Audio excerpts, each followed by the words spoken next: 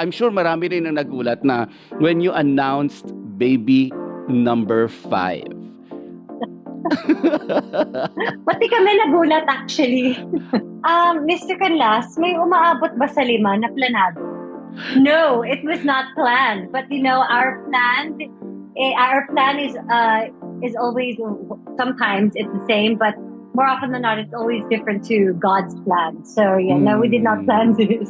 I'm 38 now, so I can't deny that even as I work out, there are fears that creep into my head na, like your body might take things differently. It might be, if it's going to be harder, it might be, well, I am already in high risk because I am past 35. So, these fears creep in. Hello, updaters, and welcome to my podcast, Updated with Nelson Canlas, your source for the latest showbiz updates. It's Chika Minute dahil ang makakachikahan ko ngayon ay walang iba kundi ang katuwang ko sa paghahatid ng showbiz updates, ang aking co-anchor sa Chika Minute. Let's welcome my good friend, Miss Iya Villania Arellano. Wow! Applause, applause, applause. Alam mo, ito lang masasabi ko, we will try to not talk about the things that we talk about in the makeup room. Baka kasi madimanda kami, but yeah. Now, I'm turning the spotlight towards you because there was one day a few weeks ago, ikaw ang laman ng Chika Minute dahil sa Mambo number 5. Okay. Okay, fine. Sige. Okay. Sa mga ganyang announcement, sige, tanggapin ko na. Oo. Alam mo, hindi ko alam kung sasabihin ko, nagulat ako in a good way. I'm sure marami rin ang nagulat na when you announced baby number 5. Pati kami nagulat actually. I mean, it was not planned. Ganon. Mr. Canlas, may umaabot ba sa 5 na planado? No, it was not planned. But our plan is always, sometimes it's the same, but more often than not, it's always different to God's plan. So no, we did not plan this. But it was a good surprise, ano? Yes, it was. Sobra. So yeah, but of course, the thing with pregnancy is I go through all these anxieties and then I go through all these worries. Tapos I'm always so scared about delivery. So yeah, yun lang. How did Drew take the news na, there's another baby on the way? Well, brief ko siya because every time when people would ask us, are you going to have more kids? And I'd always be like, there's no plan, but if ever, we'd welcome kung sakali. And then I'd always look at Drew, and Drew would always be like, okay na tayo sa 4. And I'd always tell him na, okay na tayo sa 4. Unless you're tied or I'm tied, we never know what can happen, di ba? Yeah. So when I had a feeling I was pregnant, I told him, I was like, love, I just want to let you know that I have a really strong feeling that I'm pregnant. Sabi niya, hindi yan. So, alright. In denial pa eh. I was like, okay, but I'm just letting you know. So, kung sakali, I know that between the two of us, ako yung parang mas open yung idea with having another. But, I'm not sure how you feel about that. So I'm just letting you know so that you can psych yourself for that. Sabi niya, love. So I said, okay lang kung meron. Sabi niya, love, kung meron, okay. Kung wala, okay pa rin. Sabi ko, okay, at least klaro. Okay, so and then here's the pregnancy test. We found out together. Okay. So, sabi ko, love, dito natin mo ko-confirm. So, okay, again, kapag 2 clear lines, ibig sabihin, number 5 na to. Okay, so, so I was hiding it, and then when we saw it, we just looked at each other, and then we just started laughing, and then we just gave each other a hug. Oh, that is so sweet. Yeah. Pero, alam mo, nakakatuwa kayo? Kasi parang, of course, I mean, I have to be honest about this. I've seen a lot of couples na pag after 3 babies, they become problematic. Pero kayo Mhm. parang you making babies look so glam. Glam-glam sa mga IG stories ko, no? Pero anong expectations mo ngayon, ngayong baby number 5? Whew, when you say expectations, kasi nandun pa lang ako sa panganganak eh. Iniisip ko pa lang yung, Mm. okay, I hope that, when I deliver, I have no complications. I hope the baby has no complications. I hope that, because along with the delivery, the kind of delivery can also dictate the kind of recovery that you're gonna have. Mm. So parang nandun pa lang yung isip ko. Because until I get past that, hindi ko rin masasabi kung what it's gonna be like having the 5th baby. Like I don't wanna build myself up na, okay, this is what it's gonna be like. Kasi baka mami, it's not gonna be like that. Mm-hmm. And then, and then I might go through, a lot of depression if it's not gonna meet what I'm expecting. So right now, my mind is just open to, these are all the possibilities. Yes, it scares me, but always just praying for the best and praying for God's favor. And, of course, I'm hoping that all will go well. I hope that I'll be safe, baby will be safe, we'll be healthy and well. But I guess one thing that I can expect is that just gonna be more full. Is it harder yung pregnancy mo ngayon as compared to, of course, when you were having primo? That it is hard. And I think it's inevitable kasi nga mas patanda na rin naman ako. I was 30 when I was pregnant with primo. I'm 38 now. No So, way! Totoo ba? Yeah. So, I'm alam mo 30. in my eyes, hindi ka tumatanda eh. It's like, Wow. you will always Wow, be 28 for me. In my head, actually, yung pag-iisip ko nasa 28 pa rin ako. But yeah, so that's the thing. Like, I'm 38 now, so I can't deny that even as I work out, there are fears that creep into my head na, like your body might take things differently. It might be, if it's going to be harder, it might be, well, I am already in high risk because I am past 35. And once you're past 35, nasa high risk ka na. Mm-mm. So, these fears creep in. But, and also my first trimester, all of those symptoms, the nausea, it was worse. As in, ito yung talagang parang gusto kong sumuka or hindi ko maisip kung anong gusto kong kainin. Tapos yung gusto ko pang kainin yung hindi ko dapat kinakain, which is kasi raw sushi or sashimi. So yeah, the first trimester was probably the hardest with this one. Yeah. And alam natin na parang every time you get pregnant, you work out and you post it, you garner a lot of attention in social media. Kasi kahit malaki na yung tiyan mo, nag-workout ka pa rin. Actually, nakakatawa kasi akala ko kay Astro, wala na nga akong masyadong narinig. So sabi ko, okay, so I guess alam na nila. Siguro gets na nila na. Oo. Kasi kay Primo, kay Leon, kay Elano, so I was like, okay, alam na nila to. So even with this one, I'm like, oh my God, sa panglima, nag-react pa sila. Nakalimutan na ba nila? So it's...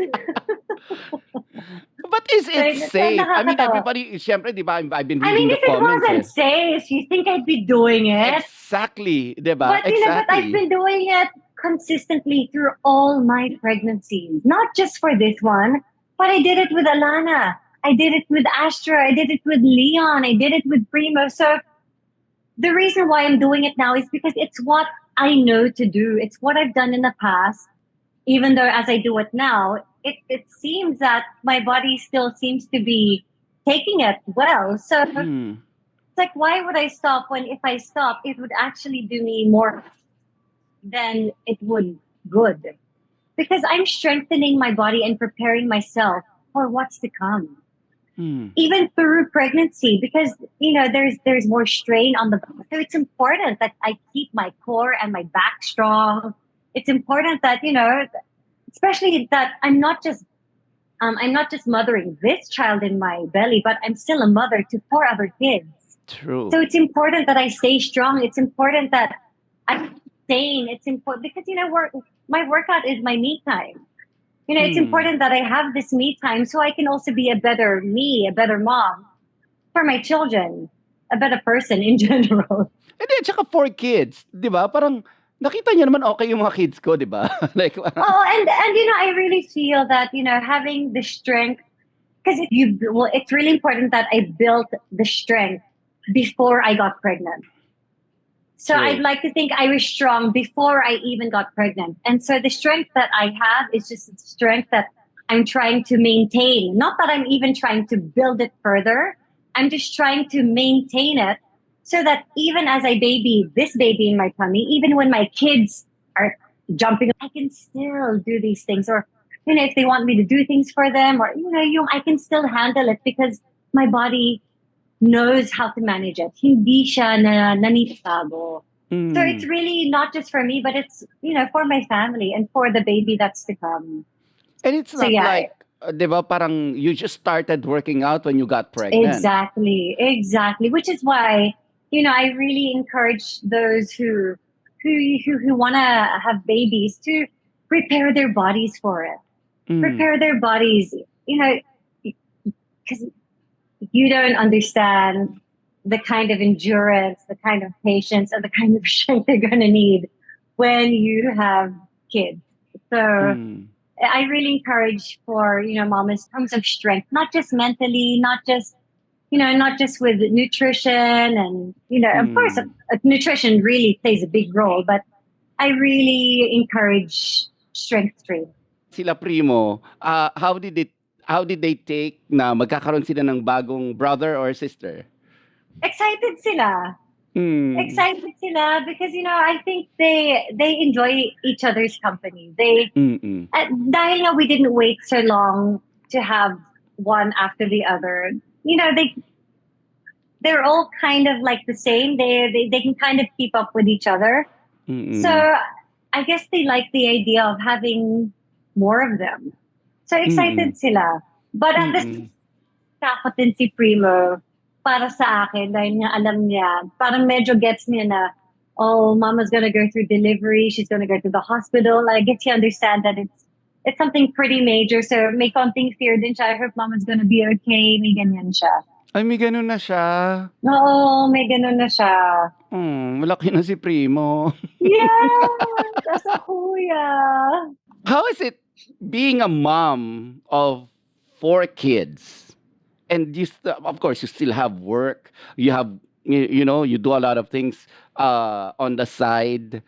Pero you're raising 4 kids. And now, 5 na. It's hard, but I think it's a great time to have them at a time when I still have the strength. I still have the endurance. So I'm able to enjoy them so much more now because I can't imagine having them any later in my life. I'd probably be having a harder time. But, I'm already grateful for, for the fitness that I have because, maybe I'd like to think that even years from now, kahit pa paano, I'd still be able to keep up. But like, kung ngayon pa lang, I can already feel like, woo, it's getting, medyo mahirap na siya, guys. Woo, like the different things that I'm feeling in my body, especially even through the pregnancies. I'm grateful to be where I am and to have what I have. But yeah, it's hard, but it's, oh my goodness, the joy. And, every morning Sulit. Sobra. And then every morning when I wake up, I just look at my kids and I already have so much to be grateful for. True. And that's really what's my day. And I love it because, I start my day with a whole lot of gratitude. It So yeah, shows. ang saya. Iya, sa mga celebrity moms na na-interview ko before, yung nakaka-experience sila ng mom guilt when they're at work. And ito, in your case, it's mom guilt times 4. Actually, you know what? Because there are 4 of them, there's actually less guilt. They have each other. Oh. So, and you know what? I have to say that I've really been so blessed with the schedule that I have because it's allowed me to still have so much time with them. And it's funny because even with the little time that I'm away from them, feel na feel nila. And so when I come home, they're always like, "Mama," even if kunwari, kakagaling ko lang sa gym or, even if I haven't spent a whole day away from them, feel na feel ko. Like, I guess it just goes to show the kind of bond and the kind of love that we have for each other. Because I really just love also being with them. And I'm enjoying these moments so much with them. And I just really want to cherish these moments because right now, they love being with Drew and I. Para kami mga magnet ni Drew sa bahay. Mm-mm. Kahit saan mang sulok ng bahay kami magtago. I mean, not that we even have a big house. But if we might be like in the sala or they'll be like in another part of the house, they will all manage to find their way to us. And it's quite hilarious. But ang sarap. Ang sarap that that we really just genuinely enjoy being with each other. Oo, enjoy it now because before you know it, college na si Primo. Before we know it, wapakils na sila sa amin. Oo nga. Hanggang ngayon, hanggang clingy May pa mga sila sa kanya-kanyang inyo. buhay na sa exactly. Kasi, Exactly. I remember my brother, my brother has 3 kids. And isa na lang yung naiiwan sa kanya. Tapos isa na lang empty nester na sila. And he cannot Oh, imagine. see? Parang ang bilis-bilis-bilis daw ng panahon. Parang Yeah. ganon. So, yeah. You mentioned kanina about the importance of me time. Yung mommy Mhm. time. Ganon. Na, I know you love your kids to the core. Pero importante rin yung oras ba Yeah. na you're just being yourself. Yes. And you're doing something for yourself. Mm. Mm. Yeah. It's Ano very ito? important. How do you plan this? Like, syempre, may schedule din si Drew. And syempre, the kids they all want to be with you. Well, my workout really is very important to me, but because there have been mornings where I need to stay home and help them, then I just adjust. And after their schoolwork, when they're busy na doing their own thing, then I can also go off and do my own thing. So it really depends. As a mom, I've learned to also adjust. Natanggap ko na, okay, mukhang hindi ako makaka-workout today, pero hindi naman ako mamamatay kung hindi mag-workout. But I've just had to learn to adjust, and it's just something that being a mom has taught me. Mm. Are your kids independent or clingy? They're clingy, but they're also independent. Clingy in the sense that they love to be with us, but independent, so do things for themselves. So, trinain Yeah. niyo sila ni Drew ng ganon? Like parang, you have to get this for yourself, you have to prepare this for yourself? Yeah. Siyempre yung mga ate namin sa bahay, of course, they know, ang alam nila is, they're there to help us. So, they'll help sina Prima and Leon. But, eventually when they reach an age na parang feeling ko, hoy, teka lang, kaya mo na yan. You get your own water, please.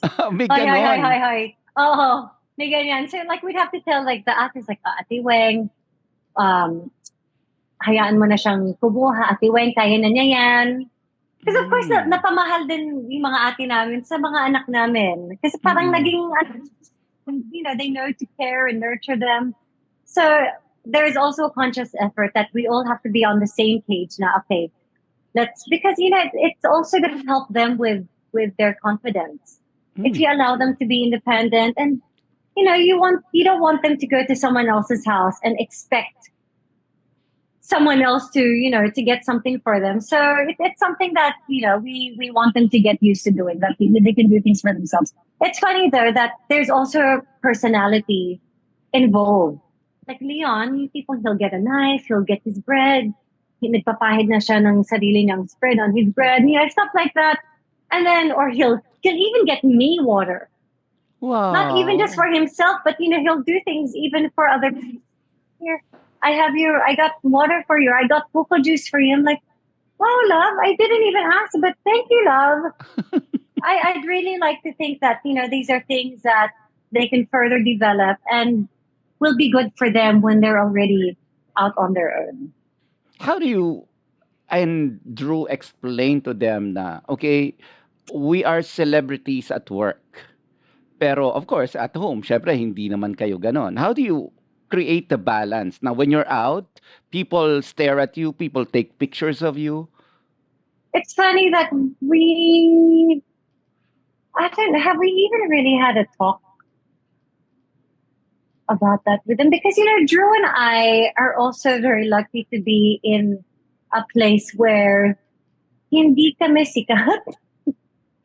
So people don't really, but I guess we don't really get people's attention. And also because the lifestyle that we have is one that allows us to still walk the street, Mm. let's run around the area. So we're not so contained na hindi naman when people see us out and about. So we actually still get to enjoy a pretty normal life. Drew and I always walk the streets with our kids. So I feel that people don't, there are probably just a few people that will ask for pictures. But not enough that we can That our you get daily mobbed. lives. Yeah. Mm-mm. So we've never really had to sit down and explain. I think they get it that, okay, well, mom and papa work with TV, we will accommodate a few pictures here. But at the same time, especially when we're with the kids, we don't linger too much because, of course, in the moment, mas importante yung mga anak namin. So we'll accommodate a few pictures and then we'll be like, okay, sige, pasensya na po. And then, so yeah, I don't think it's enough for them to be like, what's happening, mama? Bakit ganito? Hindi naman. Yeah. Alam mo, Iya, one thing na naituro niyo sa aking dalawa ni Drew, na I always struggle to always try every time is to sleep early and wake up early. You still do this? Like you sleep at 9 and you wake up at 5. Yes. Although mas maaga si Drew talaga mga 8 p.m. tulog na yun. So by the time I get home from 24 oras, tulog na siya kasama yung tatlong bata, si Primo Leon at si Dinday at si Alana. But yeah, we all wake up at around, Drew wakes up at around 4:30. I wake up at around 5. And yeah, we're really early risers, even the kids. What are the benefits that you can get out of it? I know there's a struggle there eh. But na-explain nyo sa akin yun before and I want people to hear it. You start your day ahead of everyone else. You're more alert in the morning. There's less of the day wasted. And a lot of it also is I don't even know if I'm saying it right, but Drew would always mention the circadian rhythm, which is when your body knows to wake up and go to sleep. And there's really a recovery process that your body when it sleeps at the right time, which is normally from yun nga. Well, if you sleep for a good amount of time and you get better quality sleep if you sleep at that specific time. Kasi I tried it for more than half a year. Hanggang sa, of course, syempre, di ba, hanggang sa hindi ko na nakakaya because I get evening coverages na naman, ganon. Pero what I learned out of it, what I get out of it is, when you wake up at 4 or 5 in the morning and everybody's still asleep, you have plenty of time to think na parang wala pang parang ingay sa labas. Yes.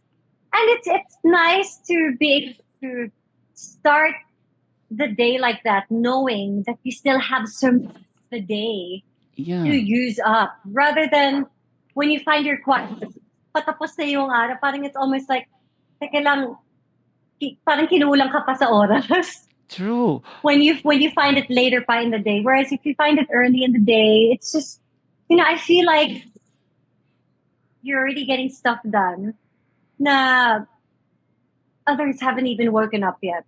So yeah, yun yung masarap when you start the day early.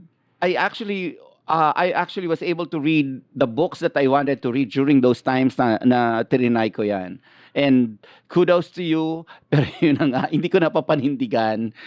Well, which is why it's important for me to sleep early, because if I don't sleep early, I can't wake up early. And when I don't wake up early enough to pray, my goodness, hindi na ako makakapagdasal ng mga anak ko. yung dapat mga 30 to 45 minutes na pagdadasal ko, magiging 2 oras kasi ba ulit ako sa dasal ko kasi kinakausap na ako ng mga anak ko. Hindi ko, ano nga ba yung sinasabi ko? Yeah. So for me, I feel like it's really nice quiet time in the morning, and I feel it's such a good way to start my day. I'm really down to my last few questions, Iya. Okay. And let's make this really fun, and let's call it the Chika Minute Game. Bigyan mo ko ng sagot ng mga 1 to 2 words, ganyan. Oh my gulay. Okay. Okay. The Who, si Iya bilang mother. Fun and selfless. I will agree to that. Yan. The Who sa inyo ni Drew ang mas strict? Baka ako. Spoiler si Feeling Drew. ko ako. Actually, I'm also a spoiler, but I think Ikaw yung disciplinarian. Tingin ko ako also because I'm with the kids a lot. Nasa akin yung decision whether or not to allow them to do something. So, yeah, I think it's But your kids are somewhat famous then in a way, diba? Like parang, of course, they get commercials and all. How do you explain it to them na, you're just doing commercials, you're a celebrity, you're a this and that? No, they don't. We haven't had to explain anything. They just know that it's just work. It's just work. Yun lang. And then, of course, I'll just get surprised that, how come he knows my name? I'll just tell him, look, you on my Instagram, or maybe they've seen you did work with Papa for biyahe. Oh, yeah. The Who sa mga anak mo ang mama's boy or mama's girl? Alam mo, right now, si Leon, mama's boy. Sa ngayon. Karinyoso, no? Pero actually, also si Dudoy si Astro. I would think na siguro given yun. Kasi siya yung bunso. Sa ngayon. Yeah, sa ngayon. But not for long, Dudoy. Kaya I'm really just, every time he asks me to carry him, okay, come Dudoy, okay, you still have me. The Who sa mga anak mo ang pinaka-pilyo or pilya? Si Leon din. Si Leon din. No wonder. Kino-compensate niya Alam niya. He knows how to play you. Actually, he doesn't know how to play me. Natutuwa ako sa kanina. It's really just in his personality. Alam mo, ang dami niyang ibang nauuto. Ang dami niyang ibang nauuto. But yeah, he's actually very playful, very very silly in his ways. Siya yung pinakamalapit sa ugali mo or kay Drew? Si Primo yung kaugali ko. Si Leon, kaugali ni as a kid. Wow. Okay. The Who sa inyo ni Drew ang madalas magtampo? Kanino? Sa lahat. Like sa isa't isa. Malamang ako. Ikaw yung pa-girl ako yung girly. Ako yung maraming hormonal imbalance. Blame it on the hormones. Blame it on the hormones. Okay, syempre, isa ka rin sa mga talagang tumatak na mix VJs. The Who ang pinaka-close mong mix VJ? Nikki Hill.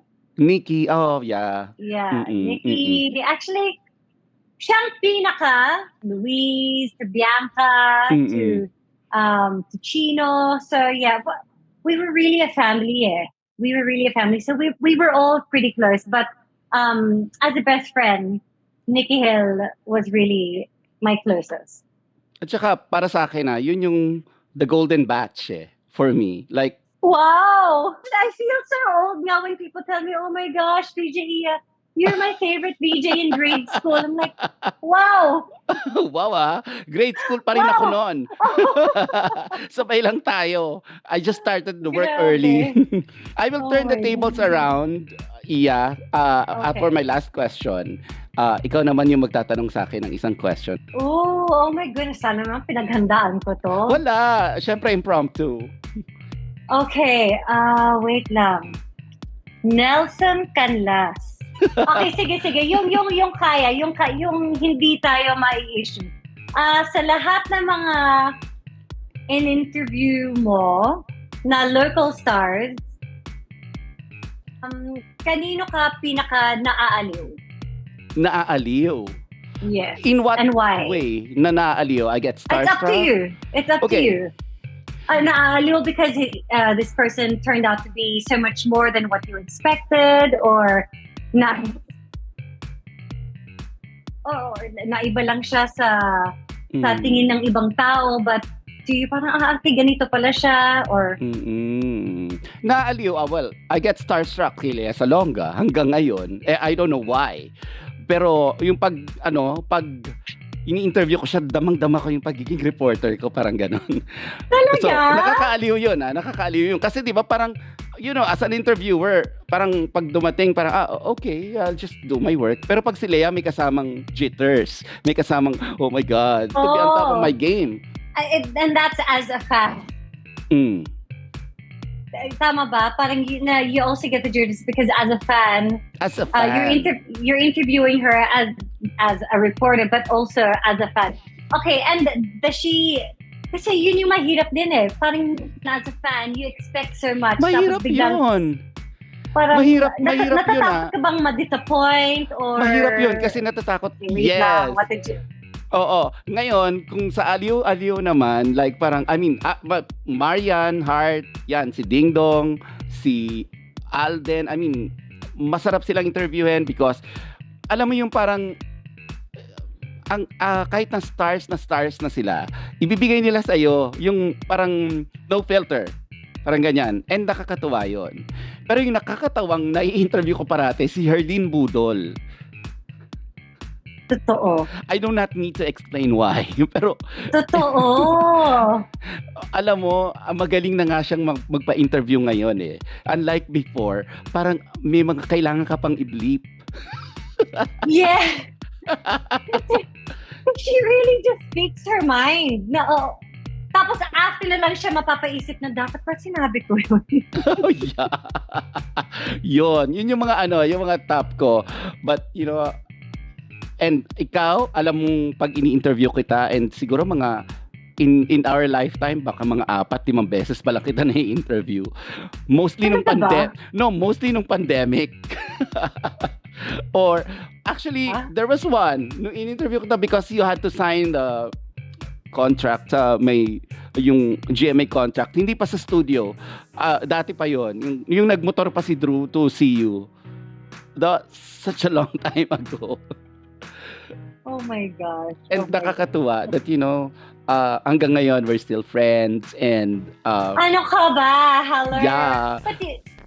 But I also want to say, Nelson, that the reason also why a lot of these celebrities give you not just what you need, but they give you more because it's also how you make them feel. Oh. Gcash ko na lang.